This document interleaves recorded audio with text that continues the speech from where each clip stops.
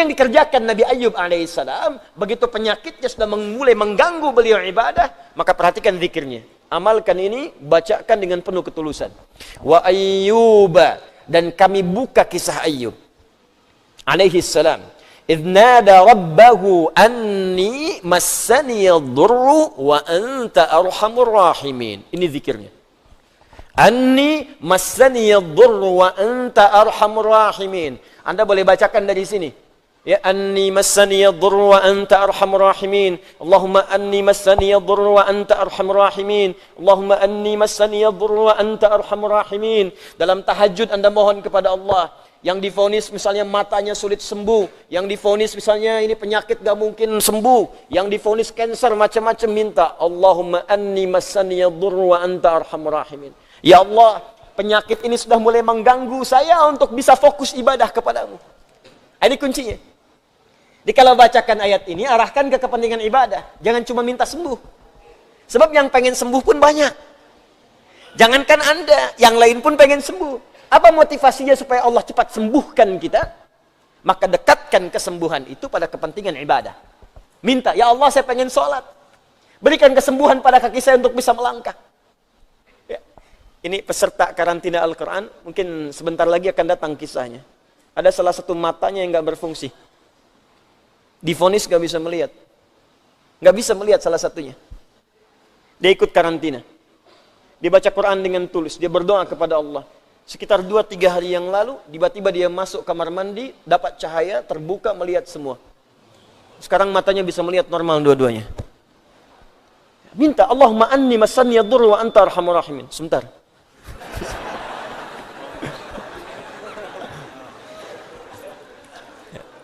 Ya Allah, ini penyakit sudah mulai mengganggu saya untuk ibadah. Saya pengen ke masjid ya Allah. Saya pengen Jumatan.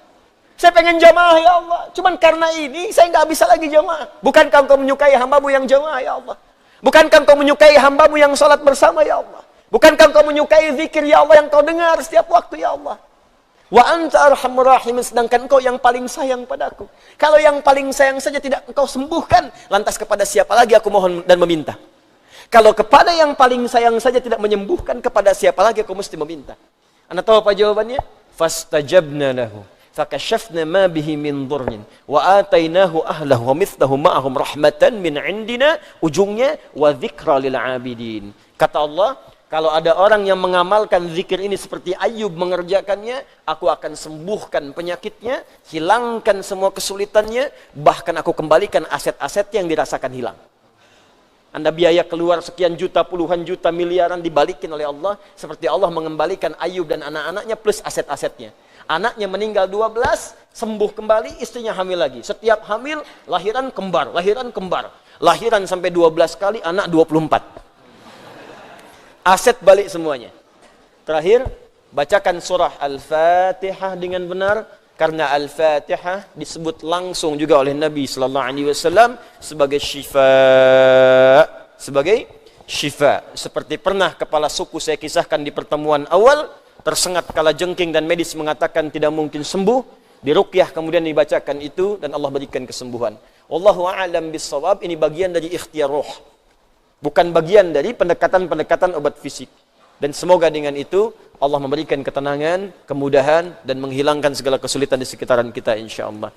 Ini sebagai respon dari beberapa saudara-saudari kita yang meminta penguatan dan doa. Setelah kita mendoakan dan menghimbau juga terkait dengan hal-hal yang terjadi di sekitaran kita. Sebelum kita memulai, kita bermohon pada Allah, semoga Allah berkenan menerima salat yang telah kita tunaikan. Dan semoga saudara-saudari kita yang belum menunaikan salat Isya berjamaah di belahan bumi manapun diberikan kemudahan oleh Allah Subhanahu wa taala. Hari ini kita akan masuk pada pembahasan surah Al-Baqarah. Setelah dituntaskan pembahasan surah Al-Fatihah di pertemuan yang lalu, kita akan masuk pada bagian yang kedua, surah kedua dalam Al-Quran dari 114 surah yang diturunkan kepada Nabi Muhammad sallallahu alaihi wasallam. Kita masuki surah yang kedua dinamakan dengan surah Al-Baqarah. Seperti biasa, manhaj kita dalam mengkaji ayat-ayat Al-Quran, setidaknya kita akan bahas dengan 3 pendekatan utama. Pertama, kita akan bahas dari sisi bahasa Al-Quran, karena setiap huruf bahkan harakat yang melekat pada firman Allah dalam Al-Quran itu mengandung nilai mu'jizat. Karena itu sebelum masuk pada kedalaman maknanya, kita akan pelajari kandungan setiap rangkaian huruf dan makna yang melekat di dalamnya. Baru yang kedua kita akan kaji pendekatan maknanya secara tafsir. Karena itu kita juga akan merujuk dan harus merujuk pada keterangan para ulama-ulama yang sanadnya nanti akan tersambung pada Rasulullah sallallahu alaihi wasallam. Seperti biasa, saya pun akan perkenalkan kitab-kitab rujukan kita. Dalam setiap pertemuan, barangkali saya akan perkenalkan ragam kitab, sehingga insya Allah selesai kita mengaji tafsir ini, kita pun mengenal jenis-jenis tafsir yang ada di bumi saat ini, yang kita sudah dapat kaji dan bahas dalam pertemuan kita. Dan terakhir, kita akan bahas pula terkait dengan khususnya fiqh, ataupun ibadah, atau muamalah, yang terkait dengan ayat-ayat yang dikaji pada setiap surah yang kita bahas. Kita masuki surah Al-Baqarah. Kenapa surah ini dinamakan dengan Al-Baqarah? Kita awali dengan mukaddimah terlebih dahulu. Penamaan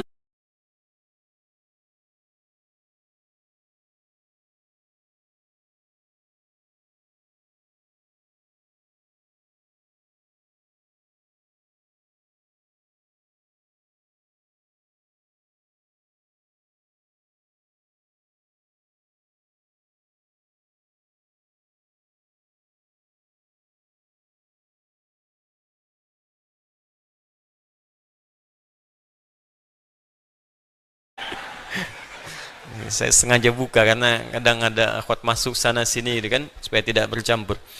Tapi kalau saya pakai berarti terlihat. Cuma nanti kalau saya baca kitab, kemungkinan besar saya pakai kacamata. Kalau lihat antum, saya buka kacamata. Ya, tapi bukan berarti saya lihat antum gak jelas gitu ya. Bukan. Konteksnya supaya saya bisa memandang dengan lebih baik. Nama yang melekat pada surah Al-Quran setidaknya mengacu pada 3 kriteria utama. Pertama, ada nama yang dilekatkan pada sebuah surah mengambil lafaz atau kalimat yang terletak di ayat itu, baik dia berada di awal ayat, pertengahan, ataupun akhirnya. Misal, yang di awal ayat misalnya kita temukan surah diberi nama dengan lafaz awal ayatnya, surah Yasin misalnya. Ya, surah ke-36. Yasin wal Qur'anil baik. Maka diberi nama surahnya dengan surah Yasin, mengambil lafaz pertama di awal ayat, di awal surah yang dimaksudkan. Yang juz amma misal surah Ad-Duha. Wadduha wal-laili idza saja. Wadduha, maka diberikan nama yang melekat pada surah ini dengan nama Ad-Duha. Ada lagi misal yang di pertengahan, ya, Al-Insyirah atau surah Alam Nashrah atau Asy-Syarah. Ya, dari mana kalimatnya diambil Asy-Syarah? Ada redaksi berbunyi di awal ayatnya Alam Nashrah laka sadrak. Alam awal pembukanya, nashrah. Dari sini diambil kemudian penamaannya surah Asy-Syarah atau Al-Insyirah, atau bahkan disebutkan alamnya, Alam Nashrah. Ada yang diambil dari akhirnya misalnya. Ya, 2 surah paling favorit di muka bumi bagi muslim milenial masa kini. Dua-duanya Qul. Ya, Qul terakhir dalam Al-Qur'an surah 113 dan 114. 113 Qul a'udzu birabbil falaq. 114 ini yang paling favorit. Qul a'udzu birabbin nas. Maka surah 113 diberi nama surah Al-Falaq, dan surah ke-114 diberi nama surah An-Nas. Jadi ada nama surah yang diambil dengan nama lafaz pembuka atau yang melekat pada ayat itu, baik di awal, pertengahan, ataupun akhir ayat. Karena hikmah tertentu. Nanti kalau sudah masuk ke dalam surah dan ayatnya, kita bahas hikmahnya. Ada yang kedua, diberi nama dengan esensi yang melekat pada isi surah tersebut, walaupun namanya tidak ada di lafadznya. Jadi kalau dicari di lafadz surahnya, sampai kiamat kurang 2 hari, nggak akan ketemu. Nggak ada dicari-cari lafadznya itu. Tapi esensinya ke situ. Misal, tadi 113, 114, 112. Ya, ini dibaca oleh orang yang paling ikhlas di muka bumi. Kul pelengkap dari yang 2 tadi. Ya. Kul huwallahu ahad. Allahus samad. Lam yalid walam yakul lahu kufuwan ahad. Coba cari mana kalimat al-ikhlasnya. Ulangi lagi kalau nggak percaya. Surahnya namanya surah apa? Tuh. Bacaannya qul huwallahu Allahus lam yalid walam yakul lahu, mana al-ikhlasnya? Secara lafaz tidak ditemukan. Secara esensi makna, kalau dibaca semua sampai akhirnya, intinya ikhlas. Apa itu ikhlas? Dan menggunakan alif lam sehingga menjadi al-ikhlas. Contoh. Nah, pakai kacamata.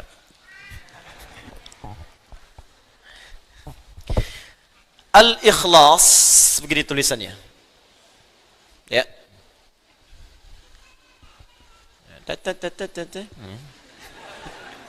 Hamzahnya qata. Ya, harus qata. Ini wasalnya qata.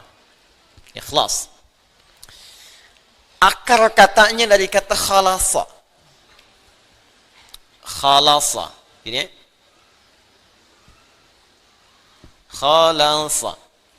Ditambah hamzah di depannya. Gini. Itu dari kaidah sharafnya. Ketika ditambahkan hamzah di depan, maka harakat di sini pindah ke sini. Karena pindah, yang ini mati. Ya, mati dengan tenang. Ya ayuhan nafs, ya ayat Tuhan nafsul mutmainnah. Mati dengan tenang, bahasa Arabnya tenang, sukun. Karena itu rumah tangga yang ingin tenang disebut dengan sakinah. Sakinah, mawaddah dan rahmah. Quran surah ke-30 ayat 21. Litaskunu ilaiha. Tapi taskunu masih hidup, meninggal sukun. Makanya di atasnya ada bulatan. Ya, di film-film kartun dulu kan kalau dia mati ada bulatan di atasnya kan? Nah, ya kan? Son Goku ketemu dengan Piccolo, Kamehameha habis kan? Ya. Apa saya? Nonton enggak? Ya. Penulisnya saya tahu, Susuke Watanabe. Ya. Saya baca, saya senang baca. Liverpool kalah sama Chelsea, saya tahu 2-0. Nah, ini pindah ke sini. Udah. Waktu kita cuma sebentar. Jadi tambah ke sini jadi A gini. Ini mati. Karena mati, kemudian harakatnya sukun, lasab gini. Masdarnya menjadi ikhlas. Pindahkan ke bawah harakatnya, ikhlas. Tambahkan alif lam menunjuk pada ma'rifah, maka disebut al-ikhlas. Supaya tak bingung, saya terangkan dulu. Khalasa artinya bening, bersih, tak bercampur sedikit pun. Jadi kalau ada sesuatu yang bening, bersih, nggak ada campurannya, itu bahasa Arabnya disebut dengan khalasa. Kemudian subjeknya bisa orang, bisa benda, disebut dengan khalis namanya. Khalis. Khalis.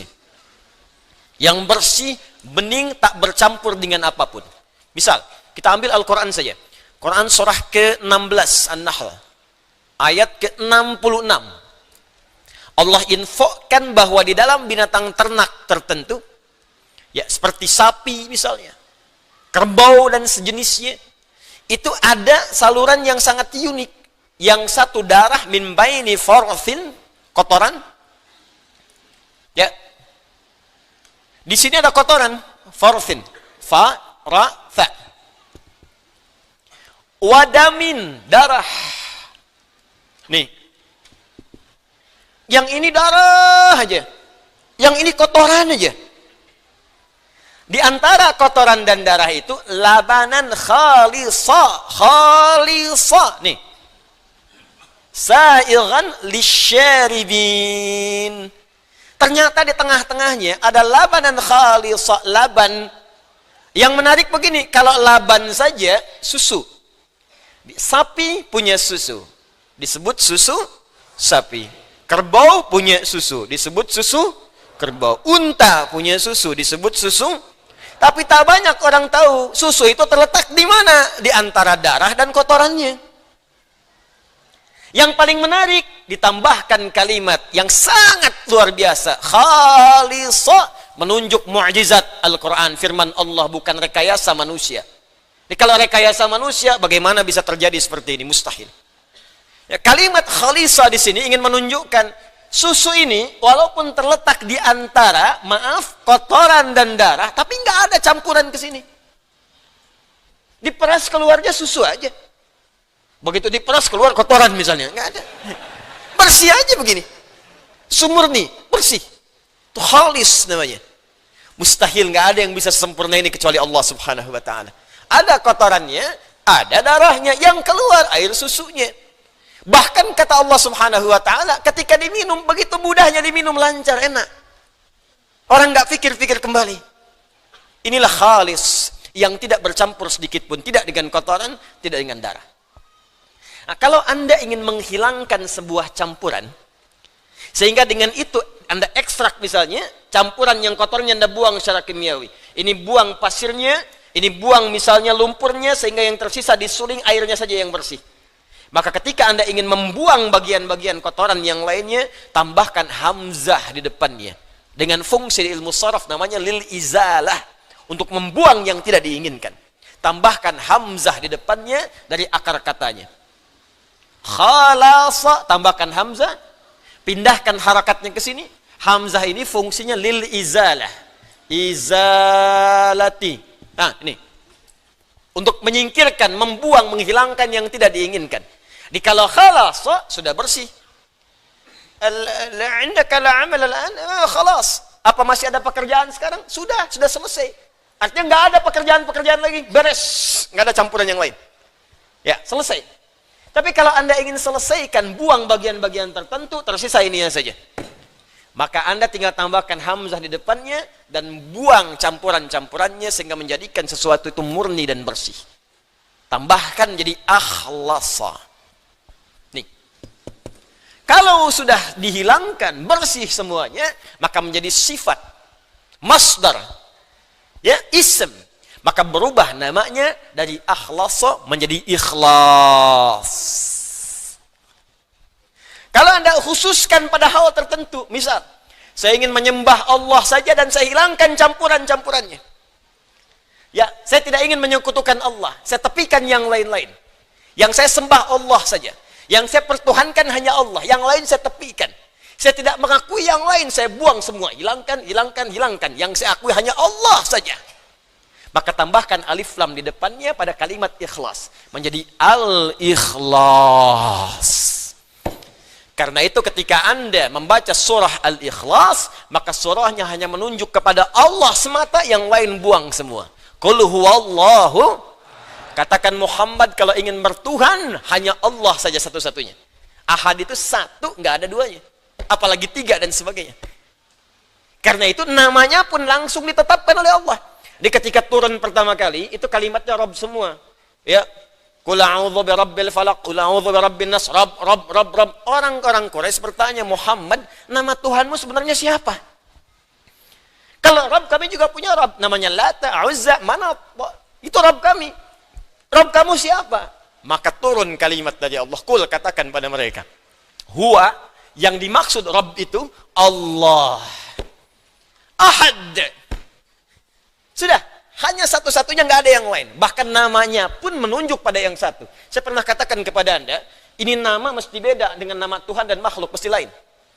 Kalau Anda ingin menuhankan sosok Tuhan, maka ciri pertamanya kata Al-Quran mesti beda dengan makhluk. Ada khalik, ada makhluk. Kalau makhluk punya sifat ketuhanan, berarti tidak sama. Kalau Tuhan punya sifat makhluk, berarti bukan Tuhan. Jadi yang paling logis antara Tuhan dengan makhluk mesti beda sebeda-bedanya. Makanya ada kalimat dalam Al-Quran singkat, padat, jelas, tepat. Laisa kamitslihi syai'. Gak boleh sama. Makanya namanya pun kata Allah beda. Ketika Anda hilangkan semua namanya pun satu persatu hurufnya akan tetap menunjuk kepada Allah Subhanahu wa taala. Allah. Tuh tulisannya. Kurang kebaca, saya gedein. Insyaallah. Bismillah. Tuh saya tulis sendiri, hapus sendiri. Ya. Ya mah cuman ngelihat, nonton, ketawa, masuk surga. Enak banget. Alhamdulillah. Lihat sini. Allah. Oh. Ahad. Satu-satunya, nggak ada yang lain. Saya nggak bicara sifat dan yang lainnya dulu. Saya bicara tentang namanya dulu. Bahkan kata Allah, namanya pun ahad. Hanya menunjuk pada yang satu, yang lain nggak bisa ikut. Bagaimana kalau kita buang? Buang satu. Baca. Lillahi ma fis samawati wa ma fil ard. Masih menunjuk kepada Allah. Yang lain nggak ikut-ikut. Buang satu lagi. Satu dibuang maka tasdidnya hilang. Lahu mulkus samawati wal ard. Lahu ma fis samawati wa ma fil ard. Masih menunjuk kepada Allah. Buang lagi lamnya. Baca. Hu, singkatan dari huwa. Tahu dari mana disingkat? Sebab ketika kita baca huwa, maka wakaf di situ wa-nya nggak bunyi. Al-Baqarah ayat 255. Allahu la ilaha illa hu. Kalau mau baca huwa, teruskan wasal. Allahu la ilaha illa huwal hayyul qayyum. Baru baca huwa. Karena bacaan Quran termasuk bahasa Arab itu, al-arabu la tantiqu illa bil harakat wa la taqifu illa bis sukun. Orang Arab tak mungkin mengucapkan kecuali ada harakatnya, disebut dengan hidup ayu. Dihidupkan dengan a fathah, ya kasrah i atau u dhammah. A i u. Awas, wa taqifu au tantahi bis sukun, dan berhenti dengan sukun. Walaupun ada tandanya harakat, kalau berhenti harakatnya enggak dibaca. Baca Al-Fatihah, enggak ada yang bunyi di ujungnya kalau dia sukun. Alhamdulillahi rabbil alamin. Sukun. Padahal akhirnya fathah a. Cek ya, khatam-khatamnya sampai 10-14 riwayat nggak ada yang dibunyiin akhirnya. Alhamdulillahi rabbil alamin. Nggak ada. Pasti mati. Maka yang disebut mad jadi panjang, arid baru. Kenapa? Karena sukun, mad arid bisukun. Ini pun sama. Kalau Anda ingin berhenti pada kalimat huwa, Allahu la ilaha illa wa-nya hilang. Allahu la ilaha, nggak ada yang lain, jangan ikut-ikut. Illa kecuali yang ini aja, huwa. Kalau berhenti di sini, wa-nya nggak dibaca, hu. Paham? Baik, terus Anda tanya lagi, huwa ini siapa? Balikin ke al-ikhlas tadi. Kul, katakan huwa, yang dimaksud huwa ini Allah. Kul huwa Allah ahad. Kul huwa Allahu ahad. Allah lagi. Anda hapus semuanya, hilangin tuh. Tuh. Hilangin, hilang. Kelihatan nggak? Nggak kelihatan, namanya ghaib. Alladzina yu'minuna bil ghaib. Menunjuk ke Allah juga. Jadi yang lain nggak ikut, satu tanda. Jadi indah. Jadi kalau Anda baca surat Al-Ikhlas dengan benar, qul huwallahu ahad, mesti ikhlas. Apa artinya ikhlas di sini? Menjadikan Tuhan itu hanya Allah saja, yang lain nggak ikut-ikut. Karena itu kalau orang sudah paham, bergantungnya pun pasti akan terkait dengan yang satu. Allahus somad. Sifat-sifat makhluk hilang. Melahirkan, dilahirkan, hilang. Lam yalid walam yulad. Berteman, punya sekutu. Nggak mungkin Tuhan. Tuhan tuh mesti kuat. Manusia punya partner, Tuhan tidak. Makhluk dilahirkan, Tuhan tidak. Makhluk melahirkan, Tuhan tidak. Makhluk mesti lebih lemah dibanding Tuhan. Walam yakul lahu kufuwan. Maka Tuhan tak punya syarikat. Indah konsepnya. Ini konsepsi dalam Islam. Jelas konsepsinya. Paham? Tapi dalam kejelasan ini pun tetap diminta menghormati orang lain. Tuh indahnya, kok cari deh di kitab manapun. Tunjukkan pada saya. Nggak akan ada yang seperti ini keterangannya. Tunjukkan pada saya. Anda ada ditemukan, silahkan. Potong kambing. Nggak ada. Lakum dinukum la ikraha. Jangan paksa orang. Tugas kita meyakini, cuman belajar supaya benar-benar yakin. Jangan cuma mengatakan la ilaha illallah, syahadu an la ilaha illallah, tapi nggak ada ilmunya. Dikasih super mie pindah. Kasih sarung pindah, kasih biskuit pindah. Makanya mesti ada ilmu. Ilmu itu kita pelajari, dikenal dengan ilmu tauhid namanya. Untuk mengesahkan Allah, dari kata ahad muncul wahada yuwahidu tauhidan. Itulah yang disebut Quran surah ke-47 ayat 19. Fa'lam annahu la ilaha. Terjemahkan dengan ilmu nahunya, baca dengan balaghahnya. Fa'lam, maka cepat mesti punya ilmu. Bukan sekedar dengan terjemah, maka ketahuilah, ya sudah tahu. Yang tahu itu diyakinkan. Bagaimana meyakinkannya? Cari ilmunya, pelajari supaya kita yakin betul menyembah Tuhan yang benar. Harus yakin, tuh agama pengetahuan Islam itu. Dituntut kita untuk tahu, cari. Pelajari kenapa Tuhanmu Allah. Itu Allah sendiri yang nyuruh. Sampai benar-benar yakin, makanya nggak goyah kita. Sampai yakin betul. La'annahu la ilaha illallah. Sampai engkau bisa tetapkan dalam jiwamu, nggak ada Tuhan selain Allah. Paham? Tapi dalam keadaan ini pun jangan paksa orang. Hormati orang lain, jangan ganggu. Kalau mau orang lain ibadah, silahkan ibadah. Jangan diganggu mereka. Kalau tanya, kita jelaskan. Kita dakwahi dengan baik. Mau masuk, alhamdulillah. Mau tidak, itu pilihan. Fair kan? Toleran tidak? Maka saya sering katakan, jangan ajarkan toleransi pada umat Islam. Sudah khatam, Cepi. Sudah lengkap semua. Toleransi, menghormati sudah. Tapi standar dalam setiap keyakinan, merasa yang diyakini itu benar. Itu sudah standar. Sudah standar. Saudara sebangsa kita, misalnya yang Kristen, yakin Kristen benar, makanya masuk Kristen. Yakin Hindu benar, masuk Hindu. Yakin Buddha benar, masuk Buddha. Kita yakin Islam benar, makanya kita Muslim. Jadi kalau ada orang mengatakan agama saya benar, itu sudah standar. Jadi kalau ada orang mengatakan begini, jangan mengaku paling benar, yang lain juga benar. Itu orang kurang sehat. Dia nggak tahu cara berpikir yang benar. Sudah pasti semua pemeluk agama meyakini agamanya itu benar, sudah pasti. Itu udah nggak perlu diajarkan kembali. Tapi bagaimana menunjukkan kebenaran yang sejati? Maka Quran menawarkan dengan elegan. Silahkan pelajari. Nih standar Tuhan begini. Yang di luar standar bukan Tuhan. Dan diajak berpikir kita cerdas. Ayo berpikir dengan objektif. Begini, begini, begini, muncul tulisannya. Dan muncul aturannya. Itu yang dikenal dengan ikhlas. Maka orang yang baca dan khatam al-ikhlas tidak akan mengatakan di lisannya semua agama sama. Menuju Tuhan yang sama. Walaupun caranya beda-beda, artinya dia belum hafal surah Al-Ikhlas. Baru bisa baca. Ya, kalau sudah khatam, sudah hafal, terpati dalam jiwanya, hormati saudara sebangsa kita yang lain. Jangan ganggu mereka. Jangan macam-macam, bikin bom panci, bom kartel, bom kulkas, bom macam-macam, datang ke tempat ibadah orang, nggak boleh. Haram hukumnya. Jelas di sini? Nah, itu bagian yang kedua, penamaan sebuah surah didasarkan pada nama esensi atau makna yang melekat di dalam surah itu. Yang ketiga, terkadang ada kisah yang sangat inspiratif. Yang hikmahnya akan terbawa dalam setiap masa. Pada kehidupan setiap umat manusia. Karena itu sifatnya akan abadi. Karena sifatnya abadi melewati setiap masa dan waktu, diumumkanlah, diinfokan dan diajarkan oleh Al-Quran supaya manusia belajar dari kisah ini. Kalau baik bisa diteruskan, kalau buruk dia tidak berulang. Maka di antara penamaan surah dalam Al-Quran adalah yang diberikan dengan nama-nama kisah yang dimaksudkan.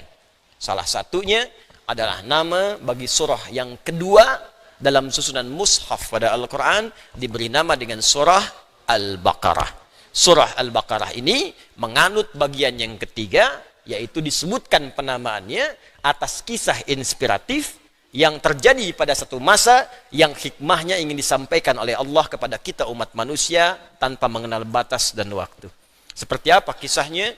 Bagaimana kemudian inspirasinya? Seperti apa di awali ayat sampai akhirnya? Ini yang coba kita akan baca dalam kesempatan malam hari ini. Jelas sampai sini? Apa artinya Al-Baqarah? Sapi betina. Kalau sapi jantan, buang taknya, bakar. Jelas ya? Ya, sapi jantan. Kalau sapi betina, Al-Baqarah. Baik. Unta jantan, Jamal. Unta betina, wah jangan ngarang, bukan Jamalah. Enggak semua yang betina itu atau yang kemudian gendernya beda mesti tambah tak, tidak semua begitu. Nanti repot begitu kan? Masjid itu buat laki-laki, buat perempuan masjidah. Ini tidak. Unta jantan jamalun, unta betina naqatun, naqatallahi wasuk ya fakadzabuhu faqaru ha. Unta jantan jamal hatta yalijal jamalu fi samil khiyat. Jelas? Kalau unta saja nggak tahu jantan atau betina, ibil. Ibil. Bukan unta nggak jelas jantan betina, bukan. Bukan lucu-lucuan aja gitu kan, bukan. Ini unta kalau kita belum tahu ini jantan atau betina umum namanya ibil. Afala yanzuruna ilal ibili kaifa khuliqat. Apakah dia jantan atau betina? Kalau sudah tahu jantan jamalun, betina naqatun. Jelas? Unta yang ditunggangi. Punya bagian beban tunggangan. Apa namanya? Ba'ir. Nah, unta itu punya banyak nama. Kalah antum sama unta. Ya? Nanti lain waktu kita bahas. Nah, sekarang Baqarah itu sapi betina secara terjemahan. Tapi ingat, membaca Al-Quran dan share tentang nama surah tidak boleh dengan terjemahan.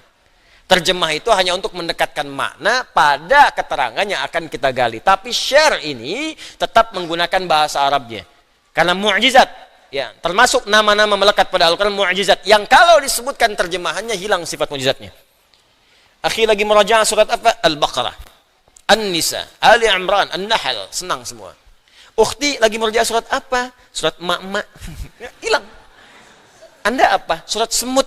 Ya, An-Nisa tadi, An-Naml yang berikutnya. Kan gak enak kedengarannya. Nah, apa kisah yang terjadi dalamnya sehingga disebutkan Al-Baqarah, kita bacakan kemudian keterangannya. Saya bawa kitab namanya Qasasul Quran, karangan Syekh Muhammad Ali Qutb. Nah, nanti kalau sudah masuk pada kisah yang lain, mungkin satu saat saya akan bawakan infokus, mungkin di sini dipasang. Ada buku bagus termasuk peta-petanya, Atlas Qasasul Quran. Ada atlasnya, ini petanya di mana? Misal Nabi Ayub lahirnya di mana? Sekarang tempatnya di mana? Posisinya di mana? Kanan atas, kiri bawah, atau ke tengah-tengah, dia di negara mana? Nah, Nabi Sulaiman sebelah mana? Nanti kita coba tunjukkan sehingga sampai sejelas-jelasnya. Paham ya? Ini kita buka kisahnya. Ini mengisahkan tentang kisah-kisah yang ada dalam Al-Quran. Ya, ini masih asli, saya dapatkan asli, jilidnya asli, masih berbahasa Arab. Ya, karena itu nanti saya coba bacakan, kita ambil pada malam hari.